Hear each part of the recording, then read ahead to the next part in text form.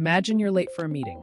The elevator doors slide open, you jump inside, press your floor, and then you hit the close door button 5, 6, 7 times. Come on. You press it harder, as if pressure equals speed. But the doors don't close any faster. So, here's the question no one asks. What if that button does absolutely nothing? Millions of people press that button every single day. It lights up, it clicks, it feels responsive, it feels like control. But in many modern elevators, especially in public buildings, it's just a placebo. And it's not broken, it's intentional. Most people believe the closed door button sends a direct command to the elevator's motor system. You press it, a signal travels through the control board, and the doors immediately respond. Simple cause and effect. But that assumption quietly died in 1990. Americans with Disabilities Act became law in 1990.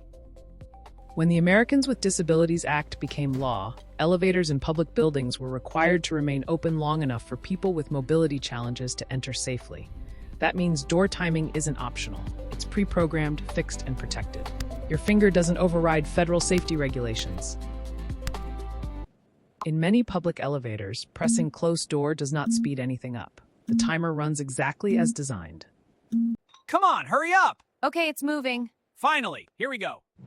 In some cases, the button isn't even connected to the door control system at all. The light turns on, but the signal goes nowhere. And here's where it gets stranger. This isn't just about elevators. Across the United States, cities installed pedestrian crossing buttons that were never wired to traffic signals. Office buildings use thermostats that don't actually control the temperature. They exist for one reason. Humans panic when they lose control. Psychologists call this the illusion of control. When people believe they influence an outcome, stress drops, even if actual control is zero.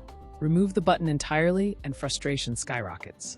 Keep the button, even if it does nothing, and people feel calmer. The button isn't there to close the door, it's there to calm you down. This is taking forever. I know, right? So annoying. Hey, at least we're moving. Yeah, it could be worse. But before you decide every elevator is lying to you, here's the twist. Not all of them are fake. In private office buildings, hospitals, and during certain operational modes, the button actually works. In emergency fire service mode, responders can override the delay instantly. So the button isn't universally fake, it's selectively real. And that makes it even more psychologically powerful, because sometimes it works, and sometimes it doesn't, and you usually have no idea which system you're standing inside. Now here's the part that really locks the belief into your brain. Most people press the button right before the automatic timer is about to close the doors anyway. Let's say the delay is set to 8 seconds. At second 6, you press the button. At second 8, the doors close. Your brain immediately connects those events and concludes, I pressed it. It worked, but it was going to close anyway. That's reinforcement learning. Your brain is built to detect cause and effect, even when the cause is imaginary. Coincidence becomes confirmation. Now zoom out. If designers know perceived control reduces stress, and building owners know fixed timers reduce liability, then what you're seeing isn't laziness, it's optimization. If doors could close instantly on command, safety risks increase. Someone moving slowly could get injured.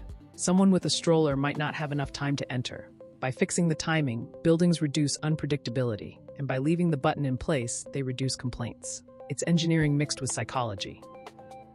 So the next time you're inside that metal box, pressing that glowing square like it owes you something, ask yourself a better question. Are you trying to make the elevator move faster, or are you trying to feel less out of control? Because the real design isn't mechanical, it's behavioral. The closed door button might not be broken, it might be perfectly designed, it lights up, it clicks, it reassures you. And sometimes that's all it was ever meant to do. And next time you press a button, make sure it's really connected. This is Fact Factory.